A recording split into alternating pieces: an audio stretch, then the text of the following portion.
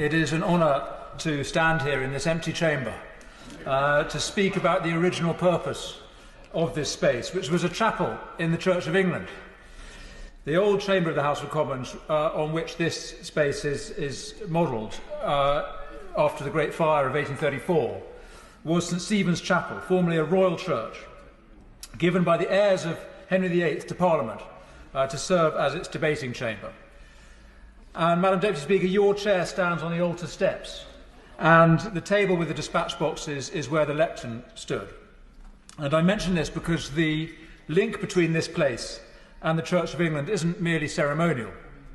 The prayers we say here at the start of every day aren't just a nod to tradition. Our democracy is founded on Christian faith. And indeed, this Parliament remains the law-giving power of the Church of England. We in this place have the responsibility to approve or disapprove the doctrine and the rules of the Church. And that is as it should be, because the Church of England is not some private club, just another eccentric denomination.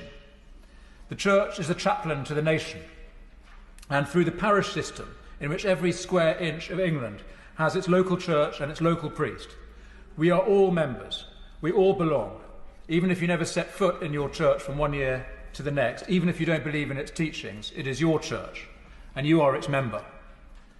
And so when I speak of the Church of England today, I am not speaking about the internal politics of the Anglican sect. I speak of the common creed of our country, the official religion of the English and the British nation, and the institution which, older than the monarchy, much older than Parliament, is the institution that made this country. And it is no surprise that both the Church and the country itself are in a bad way. Divided internally, confused, badly led. The Church is riven by deep disputes over doctrine and governance, and literally leaderless, with even the process of choosing the next Archbishop of Canterbury unclear, confused and contended. And the country itself reflects this, unclear in its doctrines and its governance, profoundly precarious, chronically exposed to threats from without and within, at risk economically, culturally, socially, and, I would say, morally. Madam Deputy Speaker, last month, in the space of 3 days in one infamous week, this House authorised the killing of unborn children, of 9-month-old babies, and it passed a bill to allow the killing of the elderly and disabled. And I describe those laws in these stark terms not to provoke further controversy, but because those are the facts. We gave our consent to the greatest crime, the killing of the weak, the most defenceless human beings. It was a great sin. And if I, standing here, have any power to repent on behalf of this House, then I hereby repent of what we did. But, Madam Deputy Speaker, in the reaction to these votes, and all around us, in reaction to the state of the country and the world, something else is happening. There is a great hunger in society for a better way of living. And I want to use this opportunity to explain what that better way is, and why we here in England have the means to follow it. The Jewish and the Christian God is a God of nations. He is interested in people as individuals, but also as groups, as communities, not only of kinship, though that too, but of common worship with a common God. And this nation, England, from which the United Kingdom grew, uniquely among the nations of the world, was founded, created consciously on the basis of the Bible and the story of the Hebrew people. And in that sense, England is the oldest Christian country and the prototype of nations across the West. The story of England is the story of Christianity operating on a people to make the institutions and the culture that have been uniquely stable, uniquely successful. The Western model was forged and refined in England over 1,000 years, from the 9th to the 19th centuries. So what is that model? It's simply this, that power should arrange itself for the benefit of all the people under it, and specifically for the poorest and weakest. That the law is there to protect the ordinary person against the abuse of power. That every individual has equal dignity and freedom, including crucially the freedom of conscience, of religion and belief, making space for other religions under the Christian shield, a secular space, indeed itself a Christian concept, meaningful only in a Christian world. These are ideas that only make sense if you accept that we have some intrinsic value, a value that is given to us, not of our own making or invention. And so through all these long years, from the time of Alfred to the time of Victoria, it was assumed that a nation was a community of common worship and that our community, this country, worshipped the Christian God. Then in the 20th century, another idea arose, that it is possible for a country to be neutral about God, that the public space, the public square, was empty of any metaphysics, that the route to freedom lay through the desert of materialism and individual reason, no hell below us, above us only sky. And that idea was wrong, and the horrors of the 20th century attest to that, not least in the West, where we escaped totalitarianism but have suffered our own catastrophes of social breakdown, social injustice, loneliness and emptiness on a chronic scale. And now new threats, ugly and aggressive, are arising, because we have found that in the absence of the Christian God, we do not have pluralism and tolerance, everyone being nice to each other in a godless world.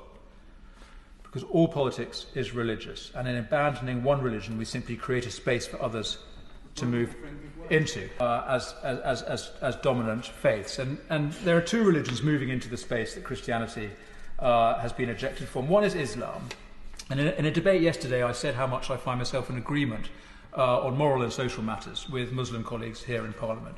But as I've been saying, this is a Christian country, if it is a country at all, and I cannot be indifferent about the extent of the growth of Islam here in recent decades. But it's the other religion that worries me even more, and this other religion is a hybrid of old and new ideas, and it doesn't have a proper name, and I don't think woke does justice to its seriousness. It is a combination of ancient paganism and Christian heresies and the cult of modernism, all mashed up into a deeply mistaken, deeply dangerous ideology of power, hostile to the essential objects of our affections and our loyalties, which are families, communities and nations. And explicitly, most passionately, it is hostile to Christianity as the wellspring of the West. And this religion, unlike Islam, must simply be destroyed, at least as a public doctrine. It must be banished from public life, from schools and universities, from businesses and public services. It needs to be sent back to the fringes of eccentricity, like the modern Druids who invest Stonehenge in my constituency, with a theology that is mad but harmless, because its followers are so few, and no one serious takes them seriously. Now, we can no longer pretend, as they did in the 20th century, that we can be neutral or indifferent about God, that the public square is a godless desert. The fact is that the strong gods are back, and we have to choose which God to worship. And I suggest we worship the God who came in the weakest form, Jesus Christ. But this God is a jealous God. It's him or nothing. And we have to own our Christian story, or we have to repudiate it. And not to own it is to repudiate it. And to repudiate Christianity is not only to sever ourselves from our past, but it is to cut off the source of all the things that we value now and that we need in the future: freedom, tolerance, individual dignity and human rights. Without the Christian God, in whose teaching these things have their source, these are inventions, mere non-existent aspirations. To worship human rights is to worship fairies. But if we own our story, remember the real sources of our civilization, we can have these things and make them real freedom and tolerance and dignity, a culture of love, and crucially a culture of humanity, because we are in the age of the machine, and a great choice confronts us, whether to make machines in the image of fallen man, bent on exploitation and domination, with mankind in its sights, or to make them what they properly are, the servants of mankind, able to help us make a better world.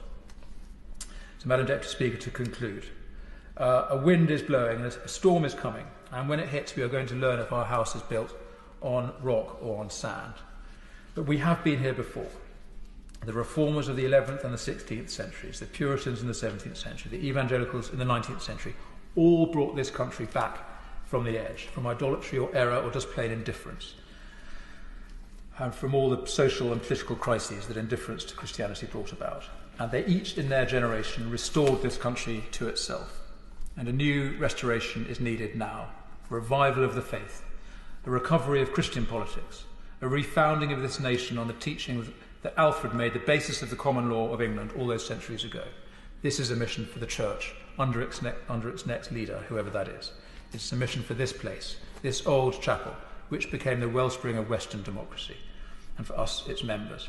And it's a mission for our whole country, the route to a prosperous modernity, founded on respect for human dignity, responsibility for the created world, and the worship of God.